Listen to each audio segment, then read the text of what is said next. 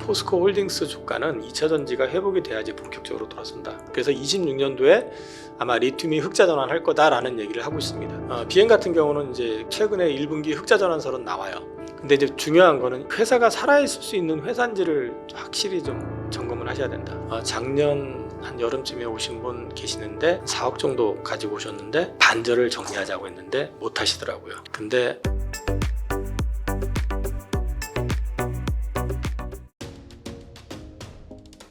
이사님 2차전지 이야기 좀 해볼게요. 먼저 제가 궁금한 게 중국의 2차전지 업체에 밀려서 대한민국의 2차전지 업체들이 생존을 이제 걱정해야 된다라는 의견까지 나오거든요. 요게 좀 타당한지 이사님 의견이 궁금합니다. 중국에 밀려서라기보다는 이제 수요가 크게 늘지 않으면서 또 워낙에 우리나라 2차 전지 업체들이 작년에도 그랬고 계속 좀 낙관 편향으로 투자를 계속 했었잖아요. 네. 그러니까 과투자가 돼 있는 상황이 됐고 거기에 투자한 거에 비해서 그만큼 수요가 촉발이 되지 않으니까 운전자금 문제라든지 재정적인 어떤 리스크, 그 다음에 또 한 가지 이제 재고에 대한 부분이 아직도 안 풀렸잖아요. 네. 그래서 이제 이런 것들이 있다 보니까 자꾸 이제 생존 구간 얘기가 나오는 거예요. 중국 관련해 가지고는 또 한 가지는 이제 유럽 쪽에서 보면은 전기차 판매량이 꽤 많이 늘었거든요. 그런데 우리가 혜택을 못 봤어요. 실제로. 왜 못 봤냐면은 유럽에서 판매된 전기차에 탑재된 배터리가 대부분 중국산입니다. 그 중국산 차도 많이 팔렸고, 그래서 이제 그 부분에 대해서 좀 혜택을 받지 못한 것도 있었고, 과투자된 부분에 따라서 이제 현금 흐름이 좀 어려워지다 보니까 증자를 자꾸 하잖아요. 네. 그러니까 사실은 이 2차 전지 업체 중에서 가장 재무적으로 안전하고 보수적으로 투자에 따른 삼성 SDI가 증자한다고 해서 주가가 지금 30만 원대에서 뭐 17만 원까지 지금 그만큼 2차 전지 쪽에서는 지금 투자에 대해서 좀 오판했던 거 있었던 거죠. 물론 이제 그게 정권이 바뀐 측면도 있고 거기에 더해서 이제 트럼프가 계속 전기차를 때리려고 지금 사실 어떻게 때리겠다고 아직 결정난 것도 없어요. 근데 이제 그런 것들도 센티도 좀 무너졌었고 트럼프 때문에. 근데 이제 여기에 이제 자본 조달 이슈가 이제 터지다 보니까 전체적으로 좀 어려워지는 구간이 되는 것 같고요. 근데 이제 문제는 이제 제가 작년 1년 내내 말씀을 드렸었던 게 컨퍼런스 콜 얘기를 했었고, 네. 컨퍼런스 콜에서 내용을 보고 판단해도 늦지 않다라는 말씀을 계속 드렸는데 여전히 지금 상반기는 크게 숫자적으로 기대할 건 없다. LG엔솔이 어닝 서프라이즈 나왔다라고 이제 해가지고 기사가 되는데 시장에서 크게 반응했죠. 네. 그거는 시장이 안 좋았고 첫 번째는, 두 번째는 그게 일회성 이제 수익 얘기도 좀 있고. 그게 정상적으로 이렇게 크게 늘어서 됐다라고 이제 보지는 않는 것 같아요. 그래서 여전히 상반기는 좀 어려운 구간을 좀 거쳐가야 되는 그런 상황일 가능성이 좀 높아 보이고요. 사실 또 이제 2차 전지에서의 딜레마는 그렇지 않아도 어려워 죽겠는데 지금 캐나다 쪽에 있는 공장도 있고 한데 관세를 또 때린다고 그래가지고 맞아요. 관세 노이즈까지 터졌죠. 근데 문제는 우리나라 2차 전지 업체가 워낙에 투자를 공격적으로 하다 보니까 미국하고 협상을 할 때 우리가 협상 카드가 없어요. 이미 다 들어갔잖아요. 다 줬잖아요. 그렇죠. 그러니까 트럼프 입장에서는 어차피 다 들어왔는데 뭘 신경을 쓰겠어요. 안 들어오려고 버팅기면 협박을 하든, 예를 들어서 우리나라 조선 협박해봤자 우리는 하려면 해 이래버리면 되거든요. 사실은 조선은. 네. 그런데 지네들이 아쉬우면 뭔가 당근을 줄 건데 이제 반도체나 이런 쪽은 지금 거의 반강제적으로 막 그 윽박질러가지고 하는 거잖아요. 네. 그래서 이제 보조금 주는 거 다 없애겠다 별소리 다 나오고 있는 거고, 반도체는 그나마 지금 그 들어간 것도 아니잖아요. 지금 네. 이제 짓고 있다가 뭐 이런 과정에서 터진 건데 2차 전지는 사실 이제 거의 다 들어간 상태잖아요. 지금 그러다 보니까 협상력이 좀 떨어지게 되고, 트럼프가 자꾸 이제 그 보조금 없애버린다 뭐 그 다음에 또 얘기 나왔던 게 뭐 연비 규제 뭐 완전히 완화시켜 버린다부터 시작을 해서 전기차의 부정적인 얘기 이런 것만 나오고, 그다음 우리나라 정부도 지금 뭐 정치적으로 막 사실 정상은 아니잖아요. 지금도 대행 시절이고, 그러다 보니까 정부 지원도 뭐 해준다 뭐 얘기를 하는데 말은 막 여러 가지 나오는데 실제로 되는지는 모르겠어요. 그리고 또 이제 휴머노이드 이런 것들 얘기 나오는데 문제는 휴머노이드에 탑재가 될 그 배터리는 NCM 3원계나 LFP 가지고는 한계가 있어요. 구동 시간. 최소한 저기 공장에서 휴머노이드 로봇이 일을 하거나 이러려면 8시간 정도 계속 일을 해야 되는데 가가지고 1시간이라고 가가지고 1시간 충전하고 1시간이라고 이건 답이 안 나오잖아요. 그렇죠. 그러니까 여기는 사실은 확 커지려고 그러면 결국은 전고체 배터리가 들어가야 되거든요. 아니면 거기에 준하는 어떤 그 용량 내지는 이제 일을 할 수 있는 그 배터리 활동 시간을 가져갈 수 있는 배터리가 나오든지. 그래서 그거 지금 얘기 있지만 그게 지금 당장 현실화 돼가지고 시장을 키우는 건 또 한계가 있고, 말씀드렸지만 유럽은 또 LFP 쪽으로 해가지고 어쨌든 배터리가 지금 확산이 돼 있는 상태고, 그러면 NCM으로 이제 막 비대가지고 얘기할 수 있는 데가 그나마 미국이고 한국인데 한국은 오히려 감소했고, 그래서 좀 어려운 구간인 것 같아요. 근데 이게 뭐 우리나라만 생존 구간 이런 게 아니라 중국은 작년에 이미 생존 구간 들어가서 몇 개 업체가 무너지고 없어지고 했었기 때문에 한국 역시도 이제 그 과정에 있는 것 같다, 그렇게 말씀을 드릴 수 있을 것 같고, 그래서 제가 작년에도 2차 전지 그 조정 받을 때 어려울 때 고민하셔야 되는 거는 이 회사가 재무적으로 살아남을 수 있는지, 그 다음에 기술적 우위가 있는지를 항상 고민하시라는 말씀을 드렸던 걸 그런 맥락이었었어요. 포스코홀딩스가 그런 맥락에서 볼 때 이제 2차 전지만 하는 게 아니라 철강 베이스다 보니까 조금 더 변화의 폭이 있는 것 같아요, 이사님. 중국 철강 감산 호재가 있다고 들었는데 포스코 그룹 좀 어떤 상황인가요? 포스코 그룹은 이제 포스코 그룹 코퍼레이트 데이가 있었고요. 그 내용을 가지고 말씀드리는 게 나을 것 같아요. 철강은 1분기에 어쨌든 개선된다. 근데 본격적인 개선은 아니고 수출 가격이 좋아지는 것 같다는 정도 얘기를 하는데, 또 관세 노이즈 터졌잖아요, 지금. 네. 근데 사실은 포스코 그룹에서 지금 상장이 안 됐으니까 포스코 홀딩스를 놓고 얘기했을 때 철강이 좋아진다고 해서 포스코 홀딩스 주가가 급등하기는 어렵습니다. 이게 이제 성장 산업이 아니고 네. 또 이제 관세 노이즈에다가 여러 가지 이슈들이 지금 맞물려 있는 상태이기 때문에, 그리고 포스코 홀딩스가 주가가 급등했었던 것, 또 제가 22년도 9월 달에 처음으로 포스코 홀딩스를 이제 추천을 하기 시작했었던 이유는 철강이 아니라 사실 2차 전지였었거든요. 그 얘기는 뒤집어 놓고 얘기하면은 포스코 홀딩스 주가는 2차 전지가 회복이 돼야지 본격적으로 돌아선다, 그렇게 보셔야 될 것 같고요. 철강에 대한 부분은 뭐 시장에 크게 반향을 주긴 어렵다, 일단 말씀을 드리고, 포스코 그룹에서는 이제 포스코 인터내셔널이 2분기부터는 좋아진다, 1분기는 전분기 대비해서는 좀 증익할 것 같고, 건설은 뭐 그냥 그렇고 이것도 비상장이니까. 근데 이제 포스코 홀딩스 같은 경우는 좀 이제 보셔야 되는 거는 작년 말까지 그 아르헨티나 1공장하고 광양 2공장 그 리튬 관련된 공장은 준공은 됐고요. 광양 1공장에서 3월 달부터 이제 퓨처엠하고 SK온으로 수산화 리튬 공급 개시가 됐어요. 그리고 이 공장 지금 램프업 중이고 연말부터 이제 본격 가동이 된다. 그래서 26년도에 아마 리튬이 흑자 전환할 거다라는 얘기를 하고 있습니다.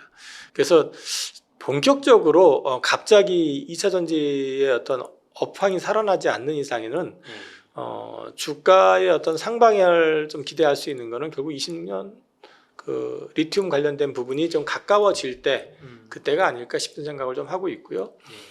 포스코 그룹은 뭐 재무적인 리스크는 가장 안정적인 그룹이니까, 그리고 이제 최근에 또 신일본제철 지분도 이제 매각을 하는 등 이 비주력 자산들 계속해서 매각해서 현금을 좀 계속 만들어서 한 3조 원 가까이를 만들겠다고 하니까 그런 부분들에 있어서는 그래도 좀 그나마 좀 비교적 안정적이지 않을까, 그 정도 말씀드릴 수 있을 것 같은데, 지금 현재 주가 상으로는 앞서 말씀드렸던 것처럼 포스코 자체가 성장 산업이 아니기 때문에 성장이 붙어야 되는데 그 성장에 키였던 2차 전지가 지금 침체되어 있는 상황이기 때문에 당장에는 큰 그림을 그리긴 좀 어려울 것 같습니다. 그렇군요. 그러면 또 이제 에코프로 그룹 쪽도 많이 투자들 하셨잖아요. 에코프로는 좀 어떻게 보시는지요? 에코프로 그룹도 2차 전지 센티를 망가뜨리는 데 역할을 했죠. 2월 말에 그러니까 저기 에코프로 BM이 거래소 이전하기로 돼 있었던 맞아요. 거 하겠다고 했던 걸 철회했죠, 갑자기. 네.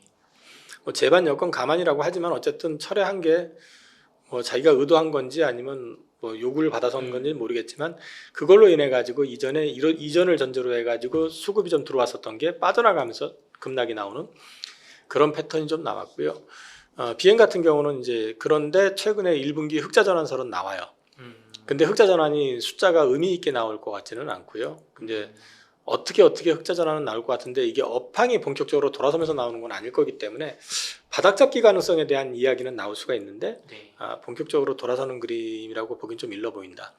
그리고 이제 그 재무 상태로 얘기를 하면은 에코프로 그룹 같은 경우는 100% 2차 전지 그룹이잖아요. 네. 그럼 2차 전지 업황이 어려운데 전부 2차 전지만 하는 쪽이면은 당연히 다 어려울 수밖에 없잖아요. 그렇죠.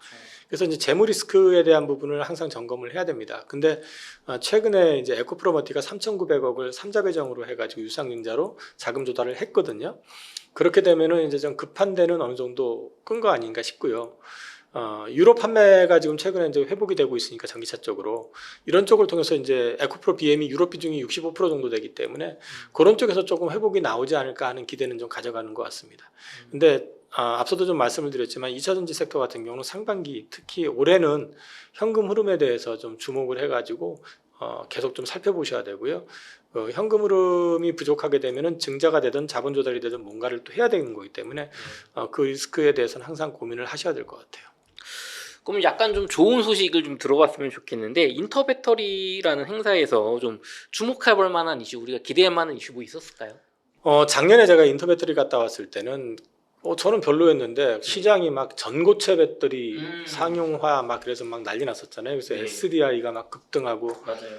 뭐 이수 스페셜티인가 뭐 이런 주식부터 시작해서 막 이 전고체 관련된 주식 급등하고 막 난리 났었는데 이번 인터배터리 데이 때는 시작하기 직전에 해필 BM이 그 거래소 이전 철회 맞아요. 나와버리고 수급 깨버리고 또 그 직전에 또 아마 SDI 또 유상증자 얘기 나오면서 또 분위기를 좀 싸늘하게 만들어 놨었기 때문에 약간 좀 침체된 느낌. 근데 그 시장 자체는 시장이란다. 그 행사장 자체는 엄청났다고 하는데 근데 사실은 이제 조금은 약간 김이 빠진 느낌. 근데 실제 막상 가서 보면 새로웠던 건 없는 것 같고요. 작년에 이제 전고체 배터리 관련해 가지고 SDI가 이제 굉장히 강하게 전고체 배터리 관련해서 뭐 바이어도 접촉을 하고 있고 샘플도 뭐 테스트하고 뭐 이런 얘기 했는데 이제 양산 시점을 구체화 좀 시킨 것 같아요. 이 뒤에 이제 있으니까 그건 보고 말씀을 드리고요. 그리고 이제 최근에 작년 말부터 나왔던 게 이제 46파이 배터리 관련해 가지고 양산 요 이슈가 나왔는데 사실 테슬라 쪽으로 이제 LG 엔솔이 작년 연말부터 본격적으로 들어갈 거다라고 얘기를 했는데 아직까지 별 얘기가 없는 거 봐서는 이건 엔솔의 문제보다는 테슬라 쪽의 이제 이슈인 것 같기는 한데 어쨌든 이제 그것과 관련된 이슈들을 많이 얘기를 하는 것 같고 그다음에 이제 ESS 배터리 관련해 가지고 이제 아무래도 전기차 쪽이 좀 캐즘 쪽 얘기들이 나오다 보니까 그쪽으로 얘기들이 좀 있었던 것 같습니다.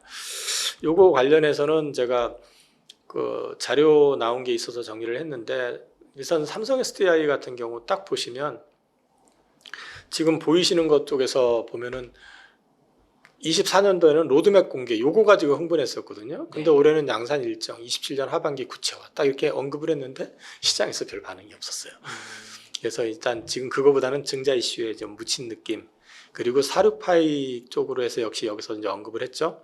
그 다음에 이제 LG 엔솔 같은 경우도 이제 보시면은 25년도 같은 경우는 여기서 46 시리즈 라인업 공개하면서 결국은 이제 테슬라 쪽으로 본격 양산 들어가는 거 이제 그게 가장 키 포인트였을 것 같고 여러 가지 얘기들이 나왔는데 이제 여기서는 뭐 다른 거보다는 일단은 그 ESS 쪽으로 해가지고 이제 언급들을 좀 했었던 거, 그 정도를 좀 말씀드릴 수 있을 것 같습니다.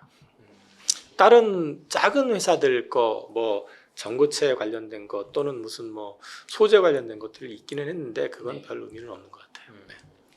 이사님 그럼 참 2차 전지가 힘든 시간을 지나고 있는데 2차 전지에 기존에 투자하신 분들 좀 향후 어떻게 전략을 가져가야 할까요? 참 어렵습니다. 맨날 이거 말씀드릴 때마다 반등 나올 때 좀 비중 조절을 하셔가지고 현금을 좀 가지고 계시고 그 다음에 차라리 더 빠졌을 때 사는 전략을 갖더라도 일단 조금 압축할 필요가 있다. 그리고 한쪽으로 가지 말고 포트를 좀 분산을 하라는 얘기를 그래서 저 포트폴리오 전략을 계속 말씀드렸는데 근데 2차 전지 제 고객님들 중에서도 2차 전지만 갖고 계신 분들은 잘 안 바꿔요.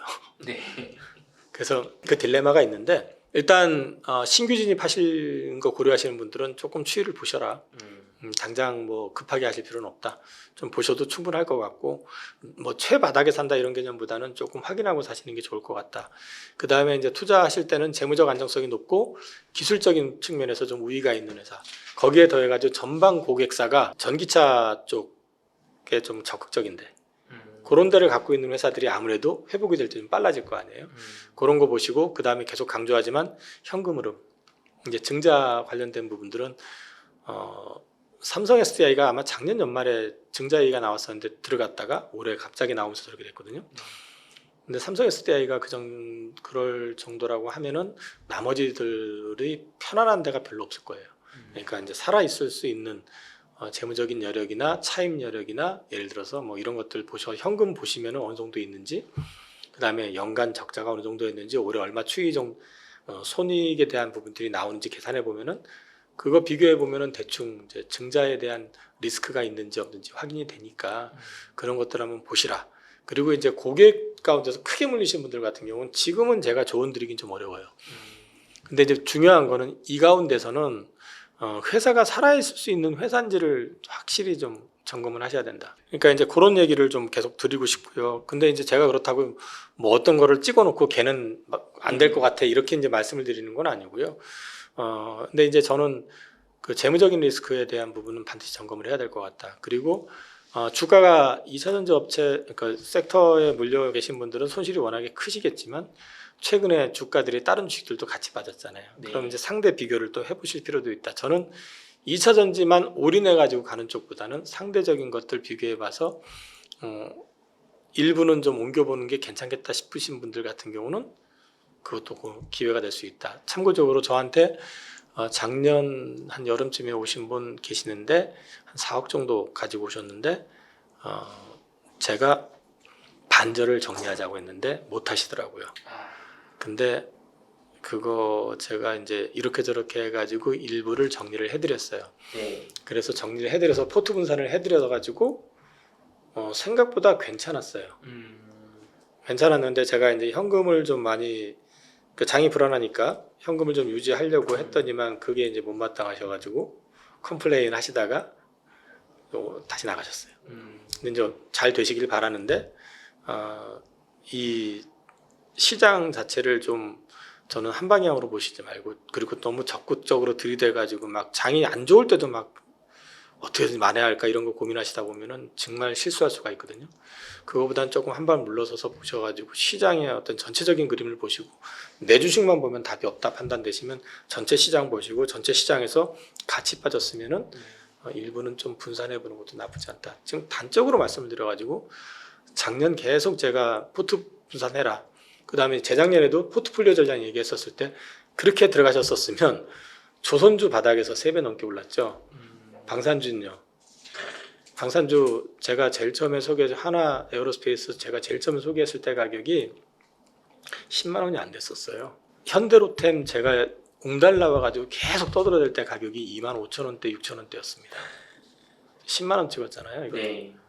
그러니까 제가 이 말씀을 드리는 게 이게 전부인 것 같지만 전부가 아닐 수도 있어요. 그러니까 이제 자꾸 제가 투자하실 때 한 방에 모든 걸 다 승부를 보려다 보니까 이게 대박이래 하니까 다 올인을 가시는데 네.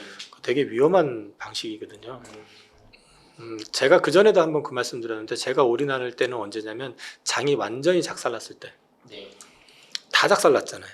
그럼 내 것도 박살났고 다른 것도 박살났고, 그럼 그때 돌아서서 올라갈 때는 이게 다 같이 박살났다고 해서 다 같이 이렇게 안 올라가요.